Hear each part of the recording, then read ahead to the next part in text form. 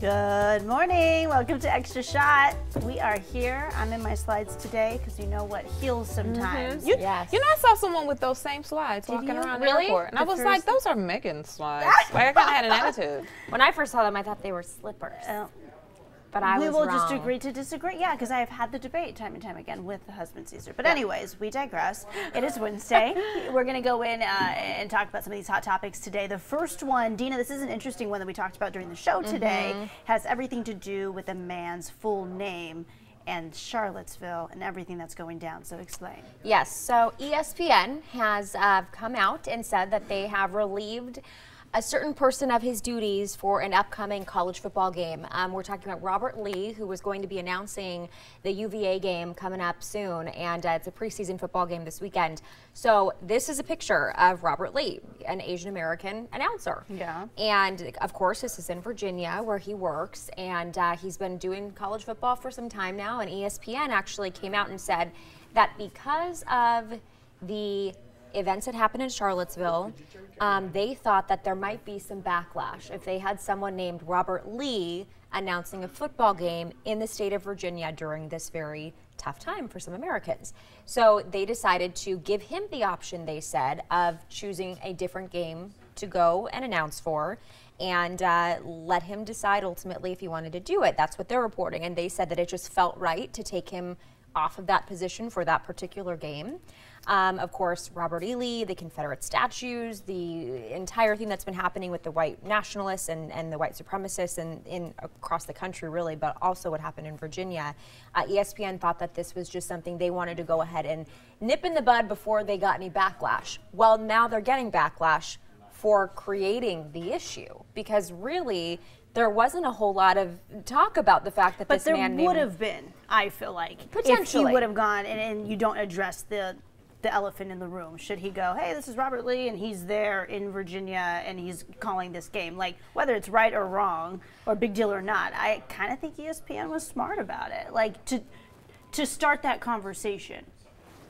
It sucks that that's his name, because now it's surrounded by an event that's holding him back from an opportunity to do his job. That's just my opinion. I see both sides of it. On one side, you don't know the pulse or the feel of a community unless you're there. True. So it could very well be in that area, in Virginia, the air is thick, and it's just, there's a feeling when people feel like there's an injustice going on and that you're fighting for something, it just feels different. There's a different vibe. So it could very well be that vibe there where ESPN was like, you know what, we don't even want to deal with it. We want to get in front of it. We want to try to nip it in the bud before it even happens. Let Robert Lee step aside and do another game. But on the other side, one, that's his name. Two, he's Asian American. And three, he works there. So whether he's calling games for Virginia, whether he's calling games for South Carolina, whether he's calling games in Texas, that's still his name. So whenever people feel uncomfortable, are you going to pull Robert Lee, the Asian American, off of calling the game because that just so happens to be his name, considering that he don't even look like Robert E. Lee. So my opinion on this is that ESPN created a bigger firestorm than maybe would have been created. I rarely hear the names of the announcers during football games. You might hear them in the beginning, maybe coming back from a commercial break. Hey, Robert Lee here. We're on the fourth down, blah, blah, blah. But it's very rare. It's not like the people who are announcing games are constantly in the spotlight of the football. No, they're focusing on the college football players. So in my opinion, I think that this probably wouldn't have, I mean, I'm speculating. I don't think it would have created a ton of backlash.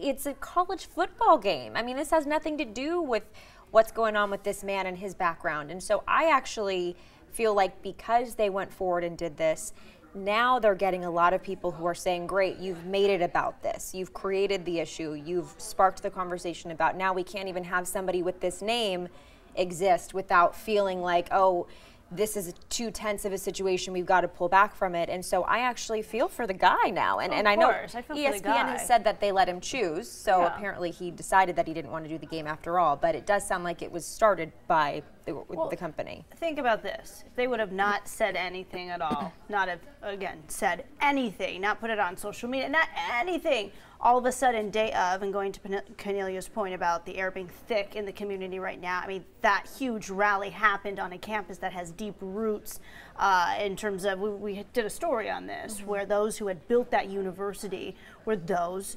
the African American Robert E. Lee was against. So there you have white nationalists stomping on grounds that these slaves built. And so there's this just huge tension. I can only imagine in that part of the country right now. So they don't say anything, right? Let's pretend this happens. The day comes. This is Robert Lee. Da, da, da. Someone's going to hear it and tweet about it. Oh, so ESPN knew this was going to happen in Virginia. Is this coincidence, or is ESPN taking a slant? I mean, you can already hear it. I think they're damned if they did, damned if they don't. Right. Yeah. So in this case, I think getting ahead of it was smart. And again, for the guy who's stuck in the middle going, hey, that's just my born name. Right. Like, what am I supposed to do? And he had a choice. Okay, at least they gave him a choice. They didn't just yank him. And that's probably a very common this? name. There are probably many Robert Lees in this country. And they but granted, in the South, let's take another approach. In the South, for some people, if you do see Robert Lee, or before you even meet him, you hear the name Robert Lee, some people are going to be annoyed before Charlottesville. Yeah. You don't want to hear the name. Right. Let's Open it up, because before this, people were still actively voicing an issue with Robert E. Lee and other Confederate soldiers and monuments. This isn't new. This didn't start with Charlottesville. This has been an ongoing thing for years. So it could very well have been when this poor guy said his name before in the South, people were like, "Oh, that's your name," or maybe not. We don't know that, but there's no win-win with this. Like at this point, everybody is just with social media. Yeah, with social media, this conversation, I feel, was going to be brought up, and so I think it's smart to be in front of it. Yeah. All right, let's bring in your comments. I want to know how our viewers are feeling this morning. Okay, what are they saying? Okay, let's see. I'm going to go through. So David Wong, good morning to you. This was a dumb move on ESPN's part. Yes, I agree. It's likely very few people would have said very much if Robert Lee had been allowed to cover the game he was initially assigned to. Janet Piper, I think it's so wrong what ESPN did to Robert Lee. How can that be legal? I don't see anything would have had a problem with him continuing with his job that he did well. Latina. Okay. Robert E. Lee, if you know your history, would have had monuments made to him for protecting the United States long before the Civil War ever started. So yes, we do know the history. Glenn says, let's not offend the snowflakes. So, you know, I think that it depends on who you are and how you're culturally raised, right? What you were exposed to. I see this as a non-issue, but I guess I'm not somebody who's in the South. I'm not somebody who's been exposed to being around somebody who feels a certain way about race. I've been oppressed. I've not been oppressed. Or specifically at that school where you just had a rally. Like if we make it more specific, you had a school that just had a rally where someone was killed, like someone died, and then to hear that name, I can see some people having a problem with it. I can see some people not caring. So there's it's split on this. Yeah. And Michelle said people are too easily offended now. This is getting out of hand. Latina said ESPN will be the biggest loser if they don't get their head back into sports and out of politics. Yeah. I just think if you're not talking about it, right, and you don't have to have an opinion, but all ESPN was trying to do is just, in my opinion, be conscious of what's happening in the world. Take the temperature and just. But this man's name is Robert Lee.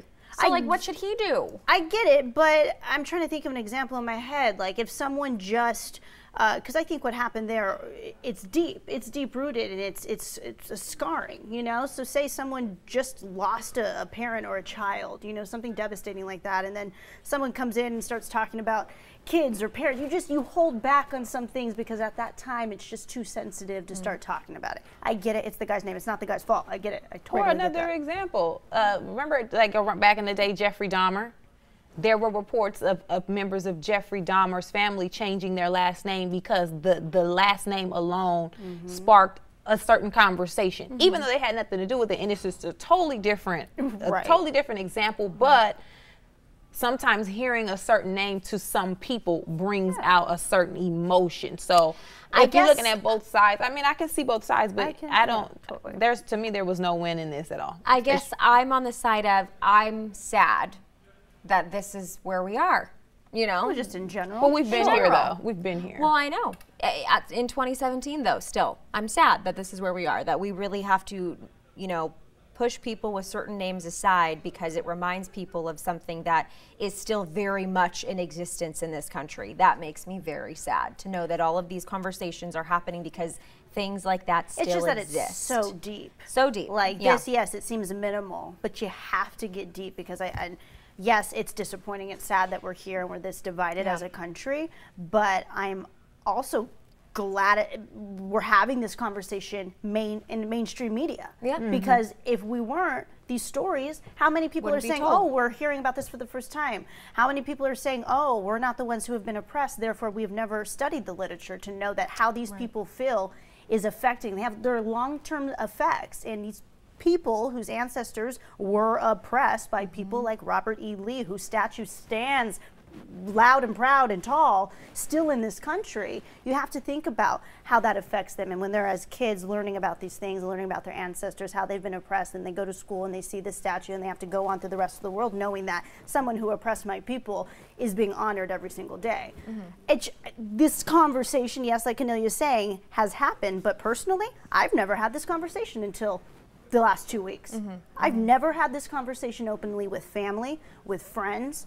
I've now had open conversations with people in my family who we've never even talked about politics. We've never talked about our country's history. I'm sitting there with a cousin who we talk about fashion and the things we're doing every day. We're talking about this. And I think until these conversations happen and we hash it out with each other and then get to the root of how we feel, we don't even know where we stand until we have these conversations. It's sad, but it's time. Yeah. In my opinion, that we have these conversations. Okay, let's move along. Not that this isn't important, but keep going on in this conversation in the box below.